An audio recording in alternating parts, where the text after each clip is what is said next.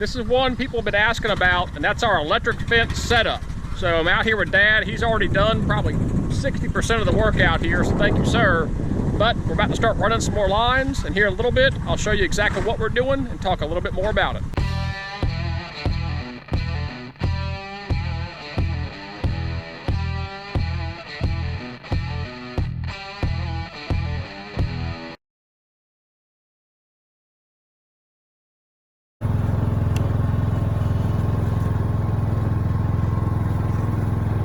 One of the guys asked for a comparison between the protected field and the unprotected field. There is no comparison. A lot easier with two people. This is actually what we used last year. We just carefully spooled it down into the bucket so we could reuse it this year.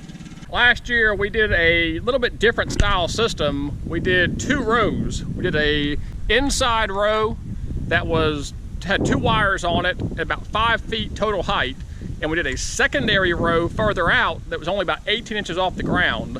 I was told that would help mess with the deer, screw up their depth perception, and they wouldn't even try to jump it even though it was 5 feet. Turns out that was not the case for us, and the deer would step over the 18-inch line and then jump the inside 4.5, 5 foot line. And so we actually had to put top runners on the top, and we strung a very high vis white rope about 7, 8 feet off the ground, and that's what I think ended up keeping the deer out. So this year, what we're doing is we're abandoning that second outside row, and we're just committing to a solid inside row and keeping it plenty high, putting that same high vis marker on top again. So 3 hot lines on the bottom, 1 line at the top that's not hot.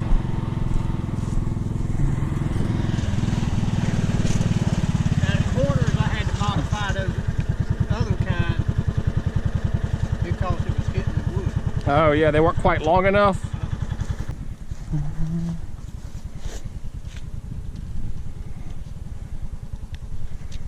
Getting this thing nice and tight. To do so, we're double wrapping it. Side note here, you can already see all the crabgrass coming back in after we torched all this with glyphosate. So that grass is relentless out here. And I see germination already. 7 days after planting. We'll take a look at that in a minute.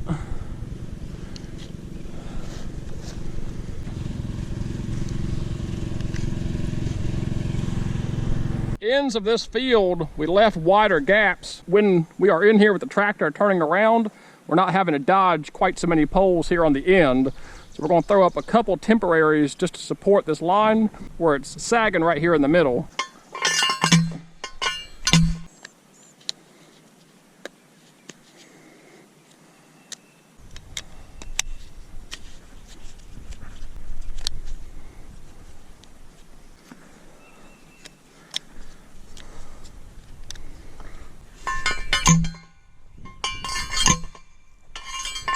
There is a lot of germination out here. You were right. Seven days after planting, so that's about right. Yeah, you can see them everywhere.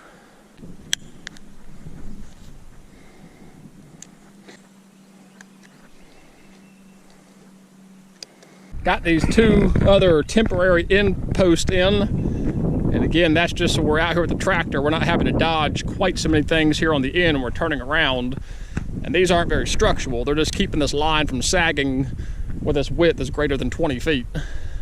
Dad's finishing up the last of the gate here, and what he's done is just put a loop on our wire here, and then put these spring-loaded clips so we can just unclip it to get access into the field for spraying our post emergence, for mowing a strip down the middle. And once everything's in, we'll allow people to come through here and enjoy the sunflower field. So the next part of this is going to be adding these extensions up top. And this is what's really giving us our height here. And the top one is not going to be hot, but it's going to be very highly visible and hopefully discourage the deer from making that jump up and over. We drilled 3 8-inch holes in the top of all these posts, and that fiberglass just slides right down in it. So it's easy to put in and remove, and it should be plenty sturdy.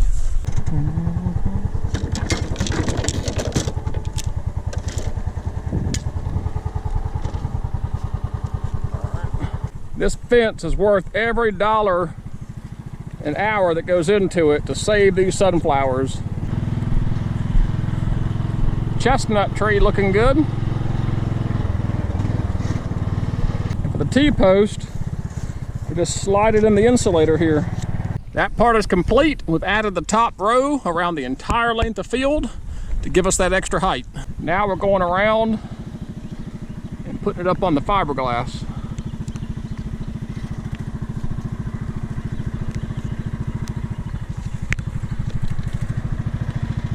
Praise the Lord, we got a nice little soaking rain starting to come down. We're not quite finished with the fence, but this is much welcomed. Got the high-vis top line ran around the whole field. Now we're about to throw the heat to it.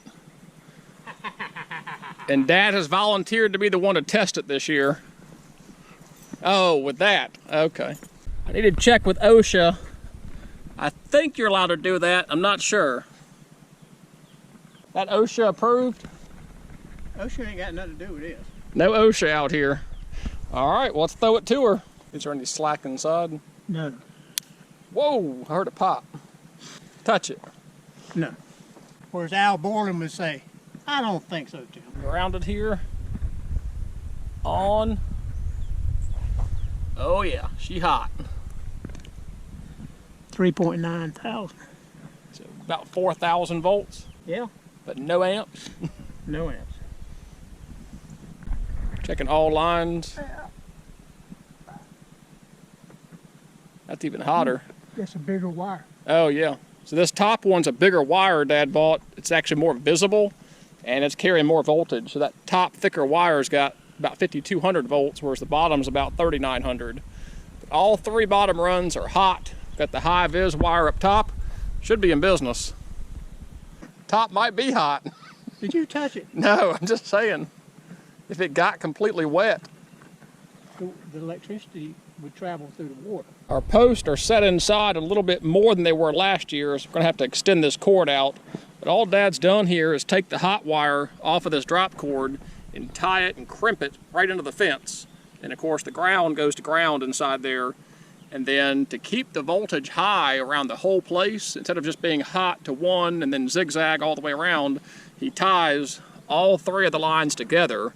So it's sending equal current out each direction. And he did that on both sides. He tied all three together so that we don't have a whole lot of voltage drop as this goes the whole way around.